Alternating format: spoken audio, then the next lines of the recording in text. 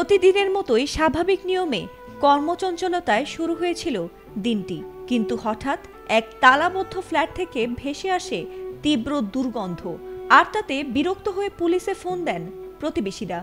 এরপর দরজা ভেঙে তারা যা দেখলেন তাতে যেন চোখ কপালে উঠবে যে কারোরই। সেখানে মেঝেতে পড়ে আছে একই পরিবারের 5 জনের মরদেহ। এই মর্মান্তিক ঘটনাটি ঘটেছে ভারতের রাজস্থানে।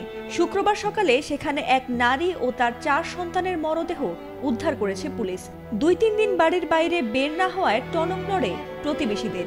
এরপর তালাবদ্ধ ফ্ল্যাটটির ভেতর থেকে তীব্র দুর্গন্ধ বের হলে সন্দেহ জাগে প্রতিবেশীদের মনে। এরপর পুলিশে খবর দিলে এই মর্মান্তিক ঘটনা প্রকাশ্যে আসে।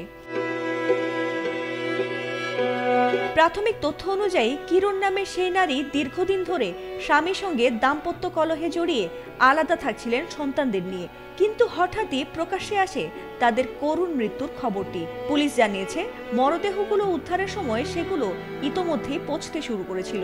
ধারণা করা হচ্ছে মৃত্যুর ঘটনা ঘটেছে আরও 2 থেকে 3 দিন আগে। তবে আশ্চর্যের বিষয়, মরদেহের গায়ে কোনো আঘাতের চিহ্ন নেই। তাই বিষয়টিকে আত্মহনন বলে ধারণা করছে পুলিশ। পুলিশের ডেপুটি সুপার সুরেশ শর্মা জানিয়েছেন, প্রাথমিক তদন্তে ধারণা করা হচ্ছে তারা বিষ পান করে আত্মহত্যা করেছেন। তবে তাদের কেউ হত্যা করেছে এমন সম্ভাবনাও উড়িয়ে দেয়া যাচ্ছে না।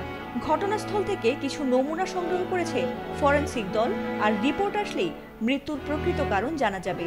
এদিকে এই মর্মান্তিক ঘটনার পর শোকের ছায়া নেমে এসেছে পুরো এলাকায়। প্রতিবেশীদের কেউ কেউ বলছেন, কিরণ সবসময় সন্তানদের নিয়ে ব্যস্ত থাকতেন, আর তাকে কখনো এমন মানসিক ভাঙনের মধ্য দিয়ে দেখা যায়নি। এ ঘটনায় পুলিশ বলছে সত্য উদ্ঘাটনে চলছে জোর তদন্ত। ফাতিমা সুলতানা, এটিএন বাংলা।